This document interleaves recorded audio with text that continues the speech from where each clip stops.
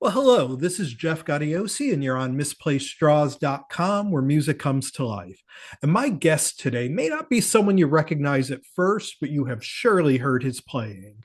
He's played bass in Robert Plant's Band of Joy with Buddy Miller, Emmylou Harris, Dolly Parton, and countless others. He has a record coming out on April 25th with an all star band called Cosmic Cathedral.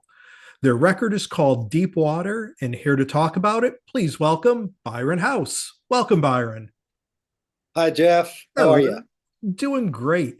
Now, Cosmic Cathedral, it's prog rock icon Neal Morse, former Genesis drummer Chester Thompson, glass harp guitarist Phil Keaggy, and yourself. Now, I spoke to Neal last fall, and he kind of teased this project a little bit, but didn't say a whole lot about it. First of all, how did the four of you first get together? So, yeah, the four of us got together late January 24. Mhm. And I guess I had known Neal. Well, I'd known all these guys for some time, known Neal probably the longest. Uh, no, maybe Phil. Maybe Phil I've known the longest. Yeah, he's been around here a long time. And so is Neal. I guess Chester would be the newest addition to the community. Mhm. But he's been here a long time too. Um, so Neal ended up, I think, at a Steve Hackett show where Chester was also there, and I believe they met for the first time there. And he's just like, he felt like, oh, I should probably contact Chester, maybe do some playing, whatever. Legendary cat Yeah, meets legendary cat, I guess. definitely. Yeah, I so and I had just kind of known Neal, and I played a little bit on his Testimony album. We live not too far from each other. Mhm. And yeah, Neal had also been wanting to play some with Phil. Mhm. And yeah, they just kind of, I think Neal was really the driving force behind, the four of us getting together.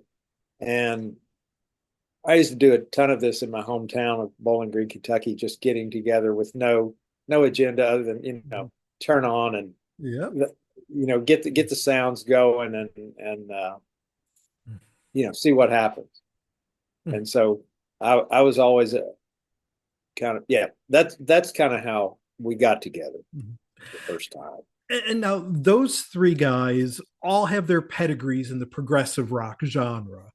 Most of your career has been sort of country and Americana, but you have this amazing jazz background, having studied under the legend that is Ron Carter. And jazz, I think, is the one genre of music that really prepares you for any genre of music. But I think there's especially this progressive world. I mean, what were your initial thoughts? Because I think of all four of them, this is probably outside of your wheelhouse the most. Yeah, you could say that. We've all had, varied backgrounds. Neal would be the one who's kind of really made his life in this genre. Um, Chester, for example, I'm talking about them now, but I'll tell you Yeah. about me too. Chester had never really played prog music until he got in Genesis. Of course, he was in Weather Report before Yeah. that. So this is sort of leading me around to, uh, yeah, I grew up in Bowling Green, Kentucky, and played a variety of instruments growing up. And five-string banjo was kind of my first real chosen thing, although I started on piano. And so my interests have just been wild across the board from the time I was just a kid. Uh, my banjo when I first started taking banjo, uh, I saw Mahavishnu Orchestra on in concert, and I asked my banjo teacher, "What is that?" He said, "That's jazz." I said, "Ooh, so that's jazz." Well, my dad has a Chet Baker record, and that doesn't sound quite the same, but anyway. Um, so as I was coming out of high school, I heard Jaco Pastorius and wanted to play bass. I was already playing a little bit of bass when I bass player in our bluegrass band would play some fiddle tunes, right? So I would play some bass. Um, yeah, and interestingly enough, my main listening in those days was Weather Report, uh, a good bit of Joni Mitchell, but yeah, Frank Zappa Mhm. and the Grateful Dead. And so Grateful Dead, and just my roots too that was a connection to country music, Yeah. and funnily enough, Mhm. and yeah, you could call that Americana, I suppose, Mhm. right? And Oh, sort of the definitely. Yeah. most definitive, Mhm. one of the more definitive versions of that term, I would say. But yeah, and I was a big just in high school. I was a big Yes fan, Mhm. and King Crimson, and the early Genesis stuff, and so much of that Gentle Giant, all kinds of stuff like that.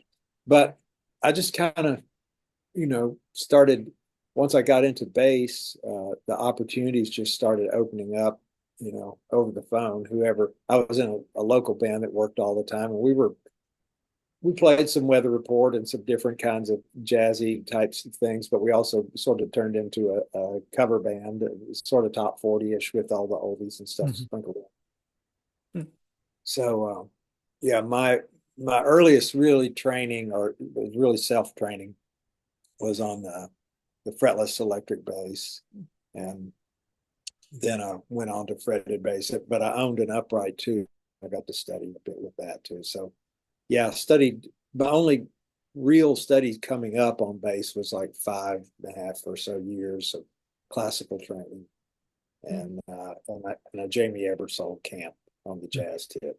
Mhm. But yeah, so I always knew I wanted to be in music, and Nashville was just an hour south of my hometown. Really easy choice to come here, Yeah. and yeah, Mhm. uh, but I didn't officially move here till I was about to be 27. Mhm. And, And so that move to Nashville, is that what, I mean, you've played with literally half the country hall of fame. Was that move to Nashville, is that kind of what led you into that world of, Johnny Cash, Emmylou Harris, Dolly Parton, and all of those? yeah, it's interesting. So what brought me here was there was a studio owned by a Belgian family, the Nuyens family, who interestingly enough had a sort of a bluegrass, newgrass family band. And they they owned this machine called a Fairlight CMI, which you hear on the Peter Gabriel records and the Thomas Dolby records, and Laurie Anderson and all this sort of stuff. And uh, part of my history, I guess I skipped over, was when I was just a maybe 8 or so, my uncle played me switched on Bach on I thought was the best stereo I'd heard at the time. And so I sort of fell in love with Bach and Moog at the same time. And so I've always had a sort of a penchant for messing with synthesizers and stuff. Yeah. Got this opportunity to come kind of intern at the castle and learn to program the Fairlight. So that was what originally brought me here. And also, I was keen on doing an audition for the symphony at Mhm. the time. And then they ended up folding for about 2 years. And so I never played an audition. And during that time, my friend Bill Lloyd, another Bowling Green guy who's kind of known uh, sort of in power pop circles a bit, and also the country world, he was co-writing with a guy from Texas, Radney Foster, and they formed this group, Foster and Lloyd. Mhm. And that was my first like road gig. Yep. Uh, so that was kind of my sort of a Birds meet the Mhm. Beatles meet the Everly Brothers Mhm. entryway into country Yeah. music. And and Nashville has always been quite a vibrant community. Any of these kind of studio session driven towns, musicians who have diverse backgrounds in jazz and all kinds of music are going to show up and see what they can do. Um, so yeah, I met some people along the way in the country. They were sort of country rock, um, and we got to tour around a bunch for about 5 years, and I kept this home at the castle where I had a steady gig whenever I wasn't on the road, engineering, a bit of producing, and programming the synths and playing bass as I found the opportunity and the time. After about 5 years of that, or a little better, had an opportunity to uh, kind of just return to full-time bass playing, and that's where I've been hanging the hat since. Now, getting back to the record, I mean, each of you had a hand in composing most of the songs on there. I mean, were these all fresh ideas that you guys came up with by jamming together, or did some of you have some things that you brought in, prior to the set? Yeah, yeah. I think the only thing I remember bringing in didn't eventually get used. We jammed on it, if I'm recalling correctly.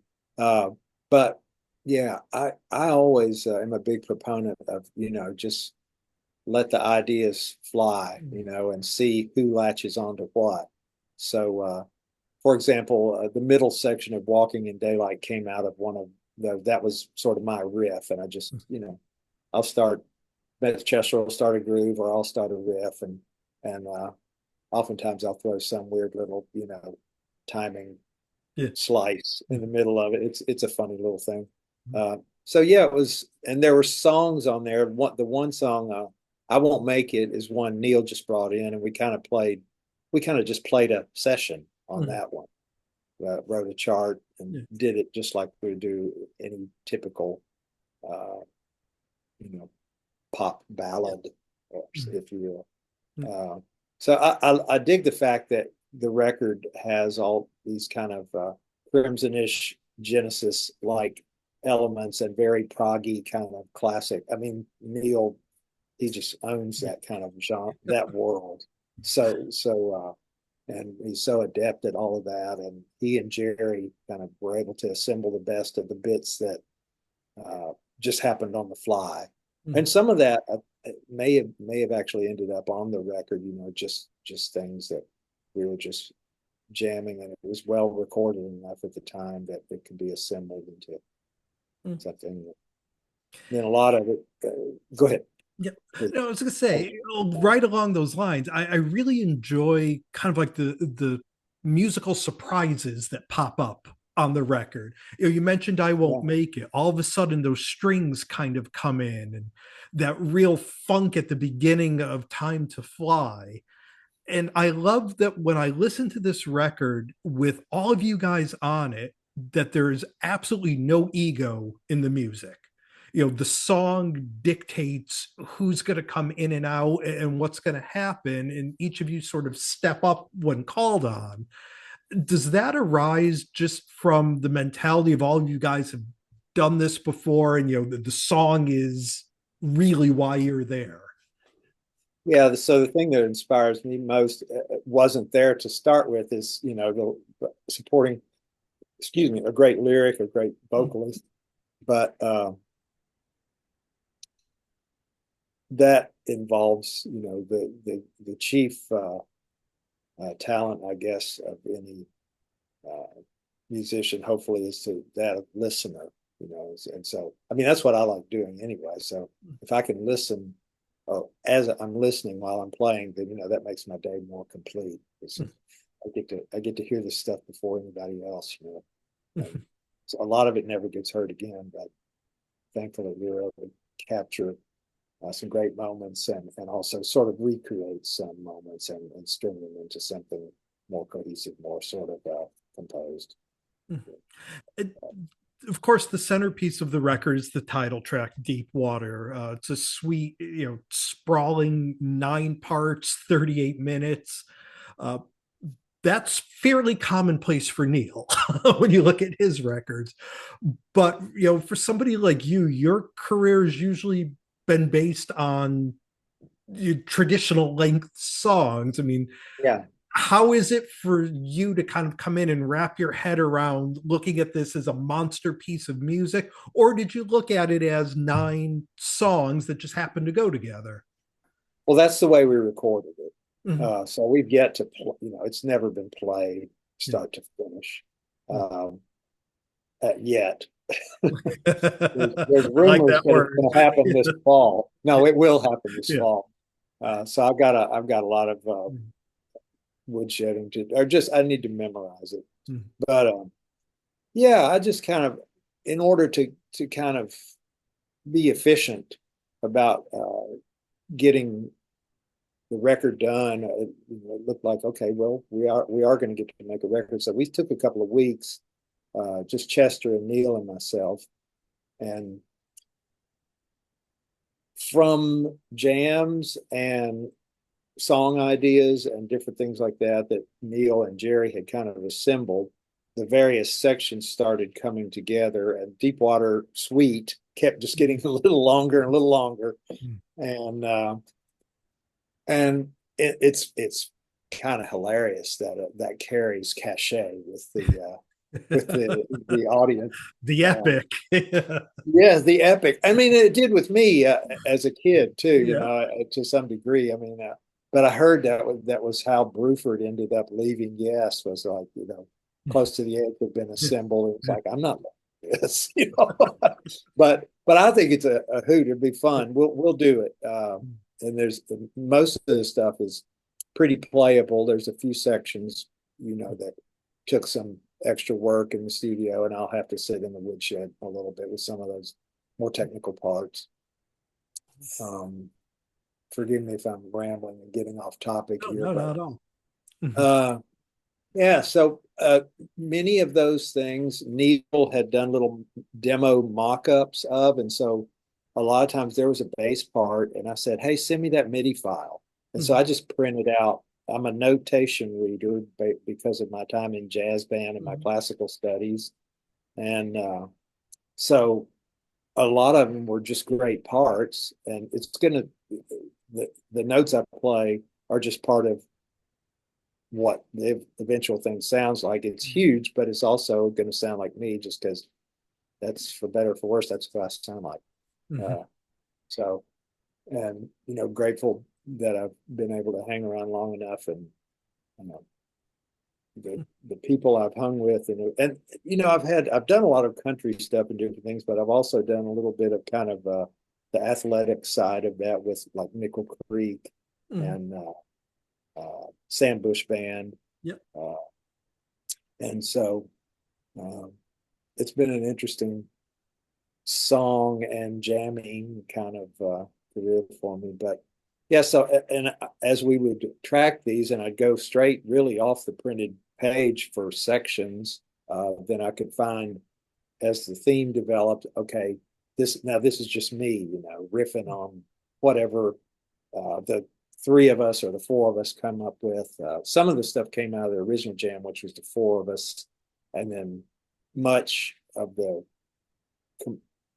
compositional elements and stuff with just Chester and Neal and myself, Mhm. aside from Heart of Life, which is all me.